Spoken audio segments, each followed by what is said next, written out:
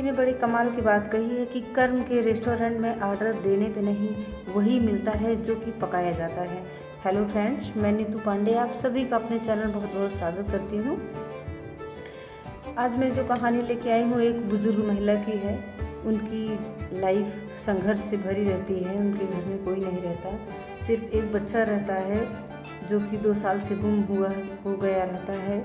उसी की प्रतीक्षा में वो हर रोज़ परेशान रहती हैं, लेकिन ऐसा दिन नहीं आता। सारा दिन वो रास्ता देखती हैं कि मेरा बच्चा आज लौट के आ जाएगा, लेकिन 2 साल ऐसे ऐसे करते बीत गया, उनका बच्चा नहीं आया था।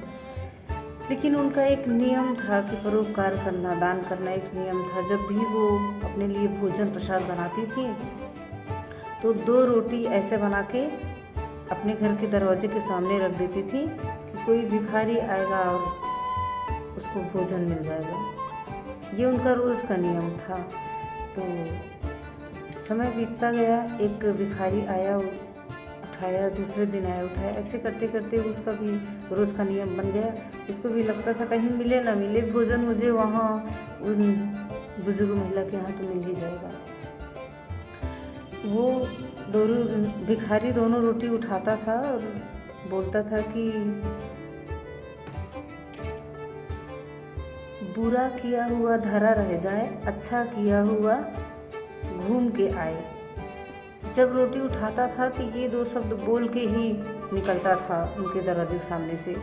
तो इसका मतलब उनको नहीं समझ में आता था कि ये क्या बोल रहा है। बुरा किया हुआ धरा रह जाए, अच्छा किया हुआ घूम के आए। रोज़ डेली का यही नियम था। अक्सर वो इस बात से चिढ़ जाती थी कि ये ऐसे क्यों कर रहा है। एक दिन उनके मन में आया कि ये पता नहीं क्यों ऐसे करता है। मैं आदत तो नहीं बदल सकती रोटी रखने वाली, लेकिन उनके मन में चिढ़ आई। उन्होंने 2 रोटी बनाई जिसमें जहर डाला हुआ था, बना के दरवाजे पे रख दी। फिर कुछ देर के बाद उनका मन कहा कि नहीं, शायद मैं गलत कर रही हूँ, ये गलत है, ऐसे नहीं करना चाहिए। उनकी अंतरात्मा ने ही उनको समझाया। गई वो रोटी उठा के उसको नष्ट कर दी, खराब कर दी, फेंक दी और दूसरी रोटी रोज़ की तरह बढ़िया फ्रेश रोटी बना के फिर से वहीं रख दी। रोज़ की तरह फिर से वो भिखारी आया, रोटी उठाया और उसने फिर से कहा कि बुरा किया हुआ धरा रह जाए, अच्छा किया हुआ घूम के आए। फिर निकल जाती हैं। फिर से बुढ़िया चिढ़ के रह जाती हैं। उसी दिन शाम को, दूसरे दिन शाम को उनका बेटा भाग के आता है, बेल बजाता है और अपनी माँ को देख के सीने से लिपट जाता है। उसकी माँ भी फूट फूट के रोती है कि मेरी इतने दिन की, मेरी 2 साल 2.5 साल की तपस्या आज जाके पूरी हुई है, आज मेरा बच्चा घर वापस आया है। दोनों माँ बेटे गले लिपट के रोने लगे। कुछ देर के बाद दोनों आराम से बैठे तो माँ ने पूछा, बेटा तू कहाँ था इतना दिन? मेरी देखते देखते आंखें पथरा गई थी, तू कहाँ था? तेरा इंतज़ार मैंने कितना किया। उसने कहा, माँ मैं शहर से शहर, राज्य से राज्य, पता नहीं कहाँ तक घूमता भटकता हुआ।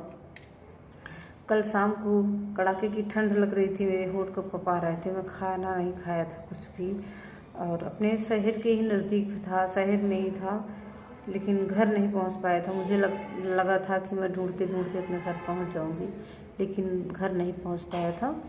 फिर एक भिखारी के हाथ से मुझे 2 रोटी मिली, वो मैं खाया, तब मेरी जान में जान आई। मेरी रात गुजरी माँ, आज फिर मैं शाम तक आपके पास पहुंचा हूँ। माँ बोली कि वो भिखारी कैसा दिखता था, उसका हुलिया कैसे था, कौन था वो, तुम जानते हो? तो बच्चा बोला, नहीं माँ, मैं उसको जानता नहीं हूँ, उसका हुलिया भी मैं बता नहीं सकता हूँ, क्योंकि शाम हो गई थी, रात हो गई थी जब उसने मुझे भोजन दिया। तो बट उसने कहा कि मुझे रोटी दी और उसने कहा कि बुरा किया हुआ धरा रह जाए, अच्छा किया हुआ घूम के आए। तो इतना सुनते ही बुढ़िया के पैर से ज़मीन तले पैर से ज़मीन खिसक गई। बुढ़िया सोचने लगी कि बाप रे, इतना दिन से मैं नेकी कर रही थी, कल मेरी एक गलती की वजह से मेरे ही बच्चे की जान चली जाती। बुढ़िया एकदम पछताने लगी, भगवान को बार बार धन्यवाद देने लगी कि आपने मुझे ऐसा पाप करने से बचा लिया जिससे कि मेरे अपने औलाद को नुकसान पड़ता। अपने भगवान को बार बार धन्यवाद देने लगी। और उस भिखारी का भी, जो कि यहाँ से तो लेके चले जाता था बट अपने लिए नहीं लेके जाता था, वो भी कोई ज़रूरतमंद जो जिसको ज़रूरत रहती थी उसको ही देता था। तो कर्म के हिसाब हमेशा होता है, कभी भी अपने कर्म गलत ना करिए, अपने विचार गलत ना करिए। आपकी एक गलती आपको बहुत बड़ा सज़ा दे सकता है, बहुत बड़ा नुकसान दे सकता है। तो हमेशा की तरह अपने भगवान पे विश्वास रखिए, अपने कर्म, मेहनत और अपनों के प्यार के साथ कर दिखाओ कुछ ऐसा कि दुनिया करना चाहे आपके जैसा। जिन लोगों को मेरा वीडियो पसंद आता हो, प्लीज़ मेरे चैनल को लाइक, सब्सक्राइब एंड कमेंट करके बताइए आप लोगों को मेरा वीडियो कैसा लगता है। तब तक के लिए धन्यवाद।